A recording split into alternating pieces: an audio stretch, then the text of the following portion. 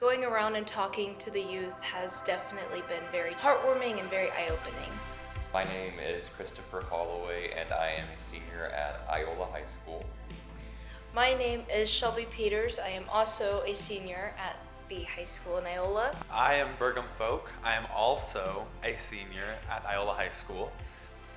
Our internship is through youth communications, so we go around and host community conversations with all the schools in Allen County, including the Allen Community College.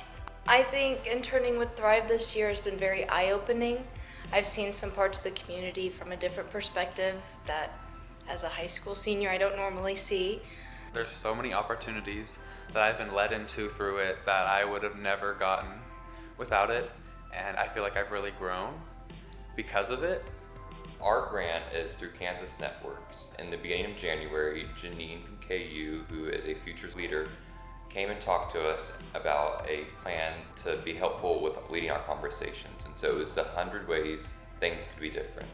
After graduation, we're seeing more students leave and not come back to Allen County. And that is one of our goals was, what can we find out to make students come back? One thing that at the beginning of our internship that Marcia had talked to us about was our whole purpose is to kind of empower the youth and make them feel heard. So at the end of the day, that's our biggest goal, is just to hear what they have to say, analyze it, see what we can do, and then listen to them. There were no wrong answers. That's what we started off with. There's no wrong answers. It can be anything.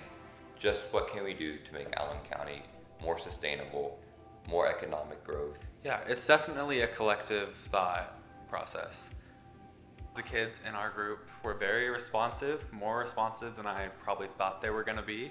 It took a lot of preparing, needless to say. Hosting a conversation with 300 students was a lot of preparation.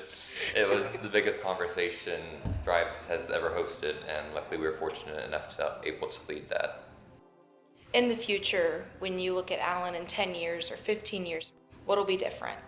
What do you want to see that's different for the community as a whole? The biggest thing with these ideas is who's going to support them. And we had kind of talked about that in the planning of the conversation. And all of the students were just kind of, they said their peers, their parents, other adults. So I think opening their eyes to what the future could look like, but also the steps to get there. Our generation and generations after us are the generation of change. They're the ones that are going to make things happen for the future. So we just want everybody to know we do hear you guys. We hear your guys' voices. It's just a process.